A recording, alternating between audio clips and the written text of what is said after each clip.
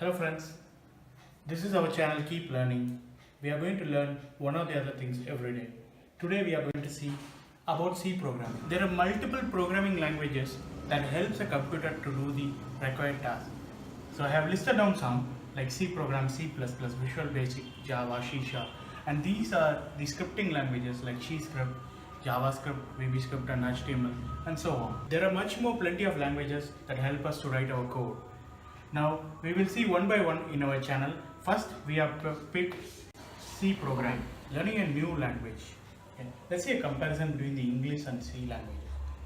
So to learn a new language like English, we have to obviously know what is an alphabet, what is a number, what are the special characters that are there, and once we know that, we will be able to write a word and then form a sentence and then write multiple paragraphs, right?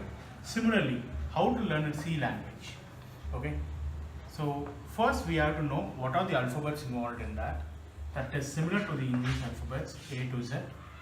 Then the numbers, same as English, 0 to 9. Then there are some special characters. Whatever you are seeing in the keyboard, right?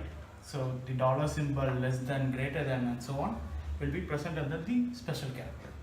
These three set will be same as the English language. Okay. But words, there are plenty of words in English. All those words cannot be used in C language. There are certain words which can be used in C languages, such as printf, scanf, if, else and all.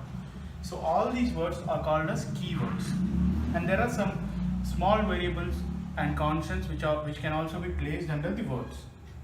Once you know all these terms, like alphabets, numbers, special characters, constants, variables and keywords, you will be able to write a sentence. In C language, a sentence is called as instruction. So once you write instruction, we are actually instructing the computer to do something. Okay. And what is a program? I have mentioned at the last, right? That is nothing but speaking a lot of paragraphs, right? Similarly, if you combine a lot of instructions, then it is called as a program. Program is nothing but a set of instructions. Now before writing a program, there are two more things you should know. Those are a flowchart and a skeleton programming. Friends, thanks for watching this video. We will keep learning and we will explore new things. Thank you. Please subscribe our channel. Keep learning.